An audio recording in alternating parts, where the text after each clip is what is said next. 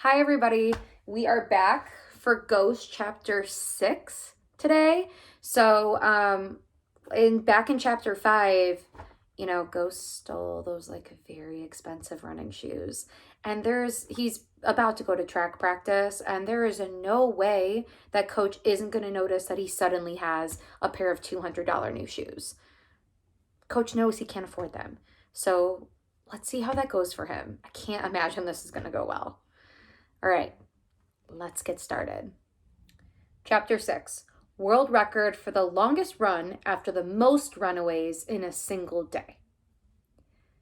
I ran nonstop to my next stop, which was the track.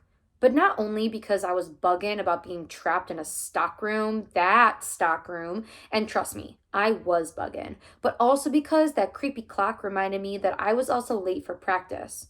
I ran through the streets until I finally made it to the park, where everyone was already warming up. "So nice of you to finally join us, Mr. Cranshaw," Coach said as I threw my bag down.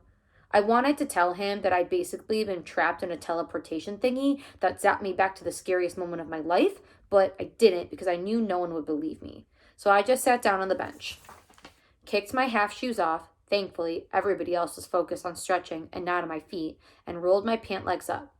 Sorry, I said, unzipping my bag, but Coach had already turned his attention back to the other runners. I looked to my left and right, then over my shoulder, then quickly scanned the other side of the track to make sure there were no extra guests dressed in undersized navy blue uniforms, with badges and handcuffs checking out practice. Once I knew the place was clear of cops, I pulled the silver shoes out and slipped them on my feet, lacing them up tight. Then I threw the beat-up sneakers in the bag and hit the track. "So, today is Thursday," Coach said as I sat down to join in on the much needed stretching. After spending the day with fire in my legs, stretching made so much more sense now. It took maybe 2 seconds for Patty to notice my shoes. She smiled and slapped Sonny on the arm to get his attention. Then he saw them and gave me a thumbs up. So corny. I looked over at Lou. He was staring at them and fixed his mouth in the way that people do when they're thinking. Not bad. And that was good enough for me. Coach continued. "Mikey, tell him, Now Coach caught a glimpse of the diamonds on my feet and got stuck. He looked both surprised and confused. It was the same expression he had when I told him to call me Ghost. He caught himself and continued. "Mikey, tell the newbies what we do on Thursdays." Mikey said in his casual, grunty way, "Long run." "That's right, long run," Coach said. "This is about conditioning, not speed, and everybody has to do it." Let me tell you, when he said long run, there were a few things I hadn't thought about. The first was that I hadn't had lunch because of the whole running out of school thing, and I was starving and wouldn't be able to eat until after practice. And the second was just how much I needed food to give me energy, because what Coach meant by long run was a run 1,000,000 miles. Especially since I just run about 1,000,000 miles. From the school to the store to the track. Then a crazy thought hit me. Was he punishing me for stealing even though he didn't even know? Or did he? Nah, he didn't. He couldn't. He didn't. This was just a coincidence. A bad coincidence. Coach didn't tell us how far we would be running or anything. All he said was follow Wit. "Where are you going?" I asked as Coach started walking back towards his card, but he didn't say nothing back. That's when Aaron told me what was going on. "He's getting in the chase mobile, or as he calls it, the motivation mobile," Aaron said, patting me on the shoulder. "You'll see." He ran in place for a few seconds. I copied him and did a few high kicks. I felt like a gump doing it, but all that went out the window when Aaron said, "Nice shoes, man." I was going to tell him that I called them silver bullets, but decided that probably would have been too much. Plus, there was no more time for talk. Coach was honking his horn, which I guess was a signal for the run to begin. Coach Witt took off. We all ran behind her, off the track and out onto the sidewalk as if we were some kind of running mob of obstacle course contestants, dodging people and car doors, ducking under store awnings, and jumping over random bicycles. The pace wasn't anything too crazy.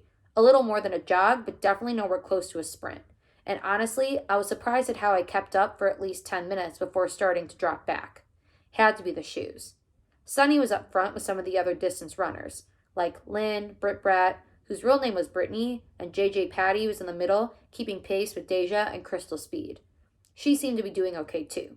In the back were the sprinters, which made sense. The new shoes were definitely helping me out, but there was only so much they could do. At about 25 minutes, which was longer than I had ever run, I eventually fell behind the other sprinters, putting me in last place. That's when I learned what the motivation mobile was. First, it was just a honk, one short toot. I turned around and there Coach was in his cab, his emergency blinkers on. I couldn't believe what I was seeing. He was trailing us. Then came the long honk. Then the megaphone.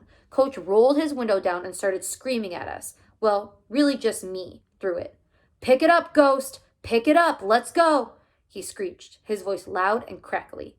I won't lie. Knowing that he was on my heels like that, watching every step I took, definitely put the pressure on. Made me feel like I was being chased, which is always the easiest way to keep running. I knew that. A couple hours ago, I had been running from invisible cops. And there was that time I got chased by a dog, hanging out at the basketball court, hoping somebody would pick me to run. This older dude that everybody calls Sicko was there playing. He's one of those dudes with a crazy eye, who never goes nowhere without his dog. He had the fathead mutt tied to the leg of one of the benches, and when I went to go pet it, stupid, I know, it got to barking all crazy, jumping at me, snapping its mouth.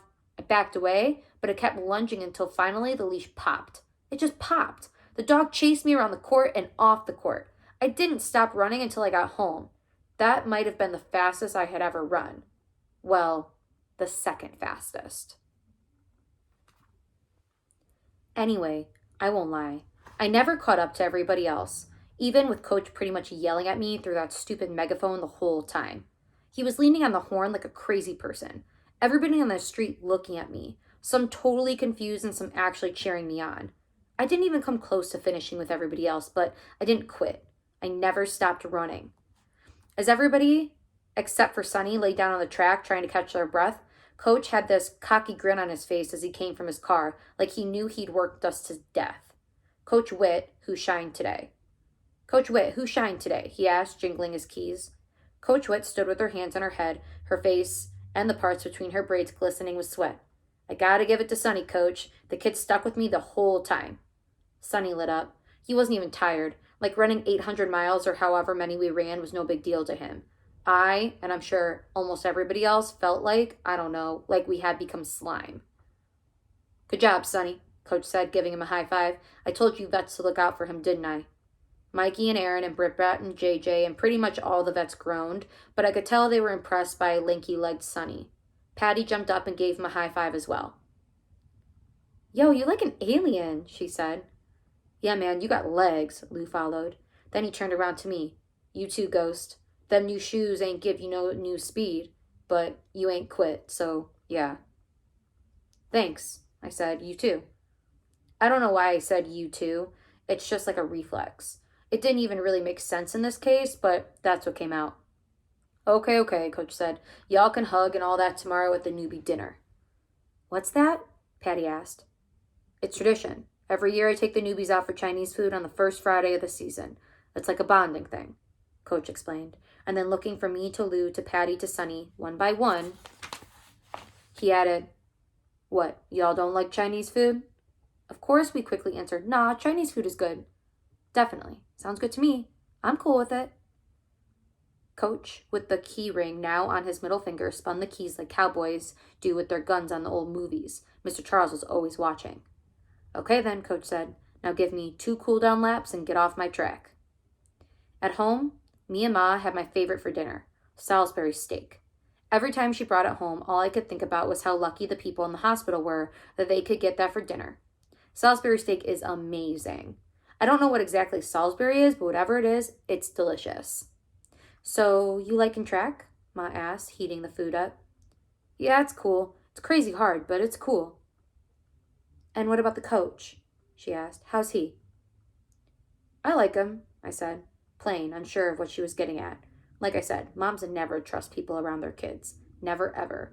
And Coach had just left after asking my mom if I could go to the newbie dinner, and she said I could, but the smell of Salisbury steak might have changed her mind just that quick.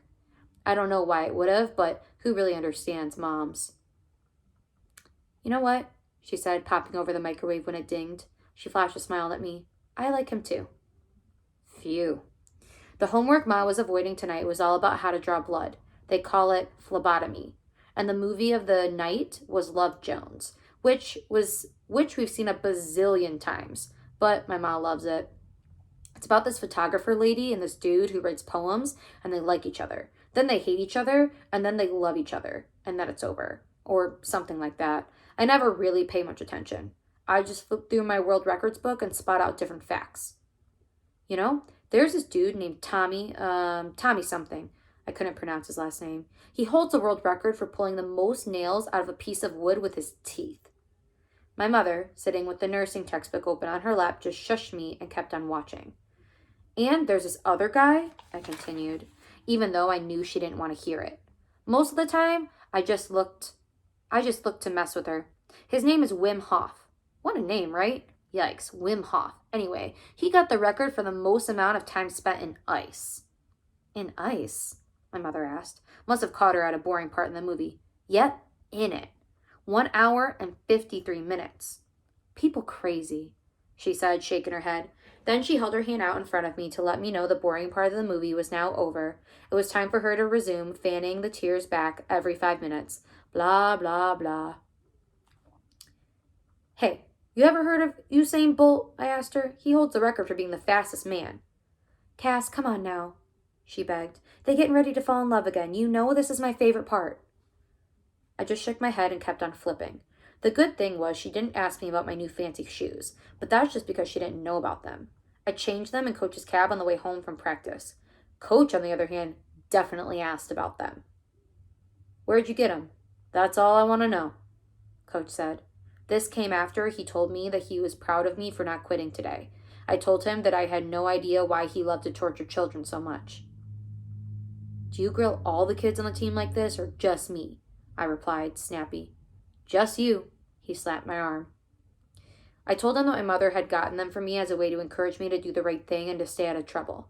Just saying it turned my stomach because here I was, a boy who was suspended for busting somebody in the face at school one day and skipped half the day the next because I was laughed at. Then I swiped shoes. I clearly wasn't staying out of trouble. Matter of fact, I was knee deep in it. Oh, okay, Coach said, but I could tell he didn't believe me. I wouldn't have. He could probably see it in my face, especially since just like him, I didn't have no hair on it to disguise it either. And honestly, I couldn't even believe that I had just lied like that. I wasn't really the lying type, but I also wasn't the stealing type until a few hours earlier. Altercations.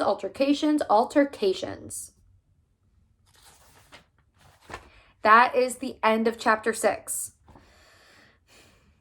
Check in tomorrow for chapter 7.